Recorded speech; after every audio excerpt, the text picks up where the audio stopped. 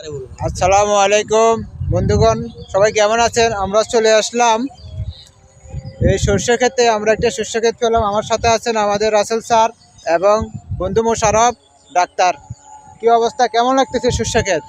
হ্যাঁ, ভালো লাগতেছে। আসলে আজকে শুক্রবার, যেহেতু ফ্রি সময় আছে, এই জন্য আমরা একটু ঘুরতে এলাম। সরিষা ক্ষেত বাড়ির পাশে, এইখানে অনেকে অনেক দূর দূরান্তে যায় সরিষা ক্ষেত দেখার জন্য, কিন্তু আজকে আমরা একদম বাড়ির পাশেই সরিষা ক্ষেত পাইলাম। সরকাজি মুখলেস আমাদের পাশের গ্রাম। আমার কাছে আসলে খুব ভালো লাগছে প্রাকৃতিক পরিবেশ, এবং যে প্রাকৃতিক পরিবেশের যে সৌন্দর্য, সেটা আসলে অনেক বেশি ভালো লাগার মতো।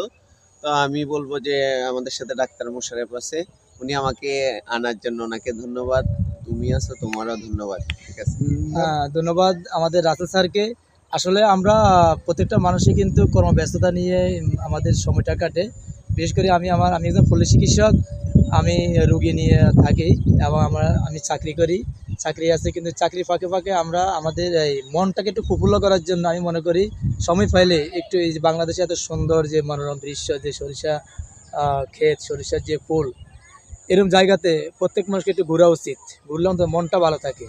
ধন্যবাদ। ধন্যবাদ সবাইকে। সবাই ভালো থাকবেন। আর সর্ষে ক্ষেতে আপনাদের আশেপাশে যার যার আশেপাশে যদি সর্ষে ক্ষেত থাকে, ওইখান থেকে ঘুরে আসবেন। আসসালামু আলাইকুম।